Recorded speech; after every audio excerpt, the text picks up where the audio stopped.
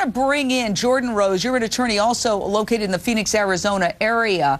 Listen, she's arguing self-defense. What is the criteria for self-defense?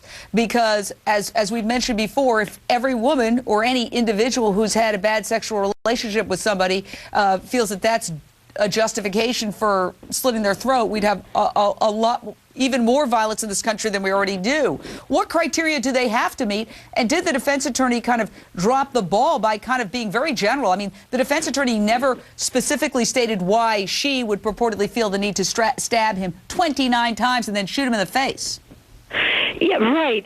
You know, in Arizona, in order to prove self-defense, she has to prove that she was an imminent threat of danger and that she used the same level of force as he used to defend herself from him. And stabbing him 29 times before she then shot him, it's insane to believe that the defense did any favors to their client in proving self-defense, which is what they have to do in order for her to somehow get off of this charge.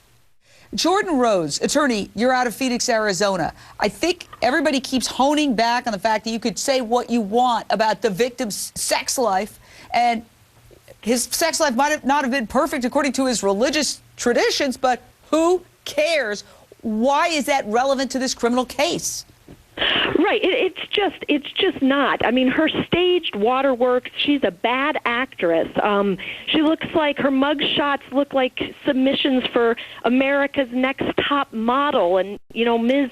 Smug Shots, they have testimony about, you know, her climbing through the doggy door, hacking bank accounts, attending the funeral of the person that you just killed. Maybe if she spent as much time with her psychiatrist as her hairdresser or her stylist, things would have worked out better for her and her victim. Jordan Rose, attorney out of Phoenix, Arizona, it's like me as a journalist taking a picture of a street with a bunch of lights off because it's 3 in the morning and saying there was a blackout and the lights were turned off because there's no energy or electricity anywhere. I mean, you can take anything, and if you paint a picture around it, create a totally different conclusion, and take something that might be totally innocent and make it seem sinister. Oh, sure. I think we saw the image of the day, and I don't mean the photo of Ms. Smugshot's private parts, but rather that fairly powerful photo of her wearing the T-shirt.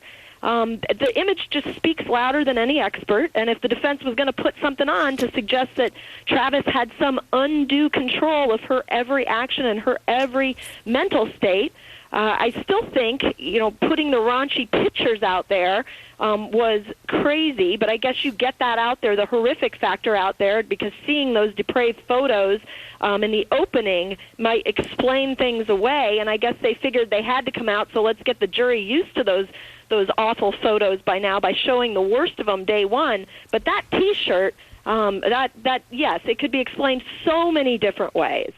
Talk about brazen. She's now admitted that, yes, she killed Travis Alexander, claiming self-defense, but the day after his body's discovered, is calling cops saying, hey, look at the roommate.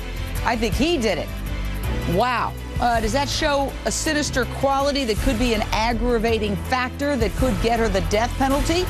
Jordan Rose, attorney out of Phoenix, what do you think? Yeah, the state wants her dead. They want her to be the 4th woman on death row in Arizona. They need to show premeditation. They need to show an aggravating factor. They showed in their opening, they talked about how she reported a gun stolen from her house a few weeks prior to the murder.